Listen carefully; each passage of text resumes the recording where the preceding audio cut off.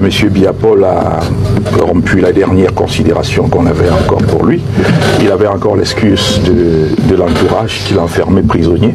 Mais comme nous savons aujourd'hui que les micro-entités systémiques que lui-même il a construit aujourd'hui sont dans l'incapacité de survivre après lui, il veut nous imposer même survivre avec sa photo. Et il assume cette position aujourd'hui. Je pense que s'il refuse de se reposer comme beaucoup l'ont demandé, il faudrait quand même que les uns et les autres tirent les conséquences qui s'imposent. Comme l'a dit quelqu'un personnellement, ayant vu mes grands-parents, ceux qui n'ont pas été tués pendant le maquis, ceux qui sont là aujourd'hui, lorsque vous avez atteint 90 ans, oui, vous êtes à ma charge et non l'inverse. C'est-à-dire que M. Biapol devrait aller se reposer et nous on s'occupe de lui, avec une retraite très intéressante.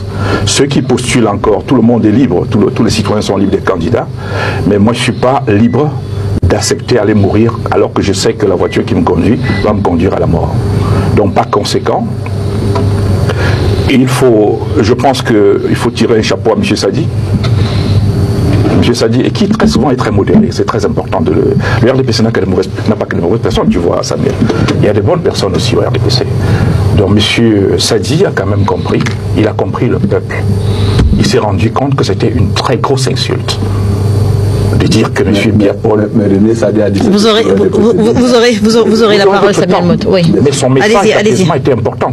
De dire que des gens peut-être sont trompés en inscrivant quelques paragraphes confus dans son discours. C'est comme ça que j'ai compris le message de M. Sadi. Hein. J'ai dit avec mes mots. Hein, que, attends, M. Biya n'a pas dit qu'il est candidat. Il n'a pas encore dit. En temps opportun, il saura le dire. Donc, comme pour dire qu'à la réalité, vous avez compris ce que vous avez compris, mais c'est pas comme ça. Donc, ça veut dire qu'au moins, il y a une frange de personnes au RDPC qui comprennent que on rappelle la sortie du ministre avait pour but de faire redescendre la pression. Oui, descendre la pression et de dire quand même qu'il y a une possibilité que certains qui avaient perdu la raison, même sans passer au centre Jamou, retrouvent leur raison. C'est très important de le dire. Oui. Donc il y a au moins cette lueur d'espoir. Mais il n'est pas possible aujourd'hui que quelqu'un de sensé pense que M. Biapol est en capacité aujourd'hui de nous gouverner en 2025. C'est pas possible. Vous connaissez quand est-ce qu'il y a, je ne veux pas citer tout ce que tout le monde dit, quand j'accepte en tant que républicain, juriste, que quelle que soit l'appréhension que j'ai sur une élection comme celle de 2018, quand on a dit Biapol est vainqueur, je suis républicain, je dis Monsieur le Président de la République, Monsieur Biapol. Et il est le Président de la République. Ça veut dire qu'il accepte avec tout ce que cela entoure, c'est-à-dire la charge. Voilà. Et il n'accepte pas que c'est la photo qui me dirige. Il n'accepte pas que, dès qu'on a fini avec le Conseil constitutionnel, il signe un document, il donne à un gars, délégation permanente de signature, délégation permanente de pouvoir, haute instruction, je suis géré par les hautes institutions. C'est une insulte permanente que le pays soit géré par haute institution qui se contredisent et qui pille notre pays comme on est en train d'aller. Les hautes institutions sont en traduction de l'incapacité à diriger de celui qui a prêté serment, c'est-à-dire qu'il n'est plus là. Et nous ne sommes pas là pour voter quelqu'un qui va agir par haute instruction ou par délégation express de pouvoir. C'est pas possible.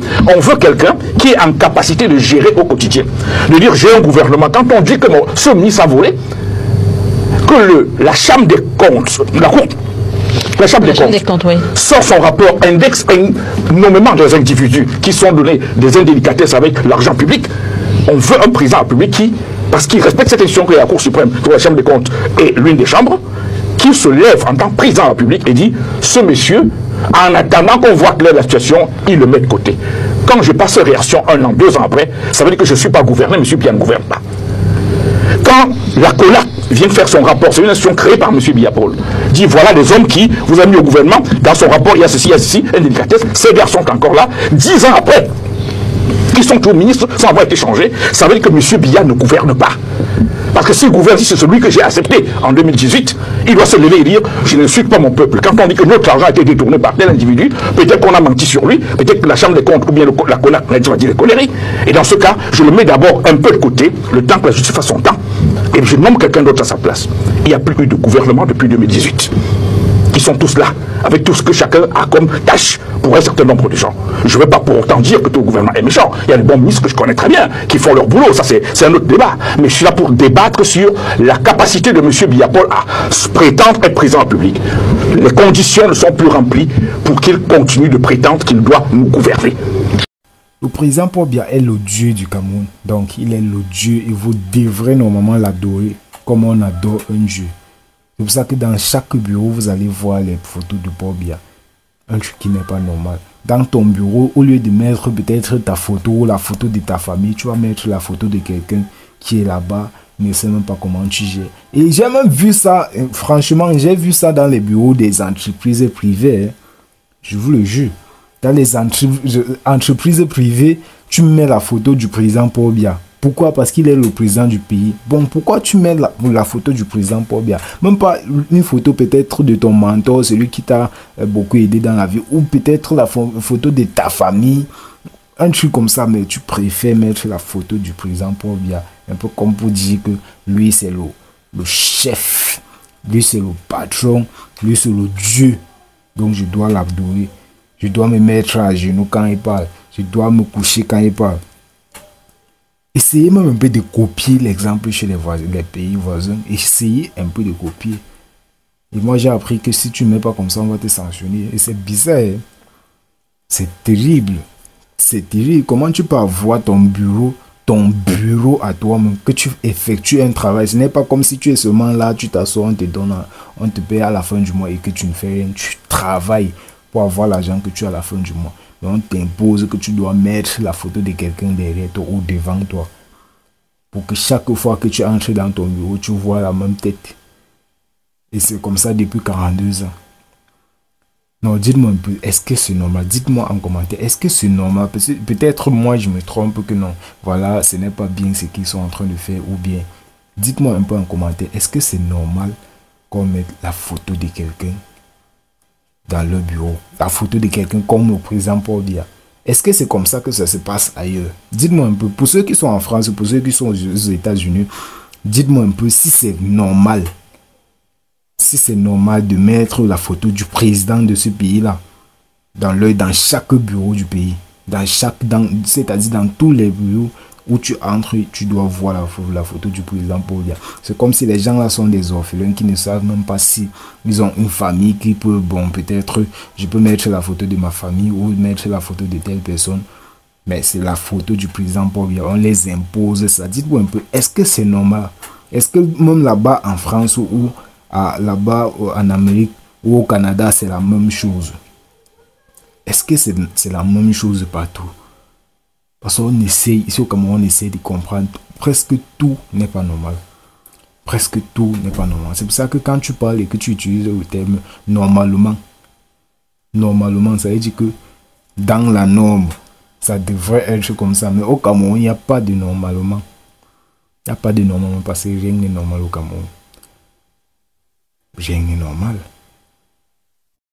Aujourd'hui, pour faire ton programme, il va falloir que tu mets d'abord MTN, Orange et Neo dans ton programme. MTN, Orange et Neo. Et pour ceux qui travaillent en ligne, c'est ça le problème. Tu as un problème de connexion. MTN, tu te retournes sur Orange, c'est la même chose. Tu pars chez Camtel, c'est la même chose. Le réseau qui essaie un peu d'être stable, et Neo prend sa lumière. Donc tu n'as pas de lumière pour travailler. J'ai fait des vidéos ici là à plus de 20 fois où pendant la vidéo, Neo coupe la lumière. Quand il coupe la lumière, je recommence la vidéo après 2 secondes. Il coupe encore. Il remet. Et moi, j'essaie de comprendre un truc. Pourquoi Neo peut couper la lumière à 2 heures? Mais si la lumière se gâte à 2 heures, là, on ne peut pas arranger à 2 heures. Pourquoi il est capable de couper la lumière à 2 heures? Mais on ne peut pas arranger la lumière à 2 heures. C'est la question que moi je me pose. Au Cameroun, tu payes, on dit que c'est le prix payé, tu payes. Et tu n'arrives même pas à utiliser tes services. Tu ne payes pour un service qu'on ne te fournit même pas normalement. Tu vas payer peut-être le débit de 1000 francs. Tu recharges peut-être 1000 francs. À 1000 francs, on coupe la lumière pendant les 1000 francs que tu utilises normalement pendant 2 jours. On coupe la lumière pendant les 2 jours, là, on coupe la lumière au moins c'est 5 fois. On se demande pourquoi alors on met le prix payé. Parce que le prix payé, c'est genre un peu comme la connexion internet que tu payes et on t'envoie la connexion. Tu utilises maintenant ta connexion. Même quand tu payes la connexion, des fois MTN coupe sa part. Des fois on t'envoie et ça ne dure même pas. Des fois on t'envoie et la connexion est faible. Des fois on ne t'envoie même pas. C'est un peu exactement comme ça que ça se passe. Normalement, quand tu payes pour un service, tu dois réjouir de ces services, tu dois enjoy ces services. Mais au Cameroun, rien n'est normal. Comme mettre la photo d'un président dans un bureau, rien n'est normal. Rien ne suit rien. Fais ton programme, tu mets MTN, tu mets Orange, tu mets Camtel, tu mets Eneo. Les 4 personnes, c'est là. Si tu rates, c'est que tu n'as pas fait un programme, tu vas encore refaire un programme. Allez, ciao, ciao.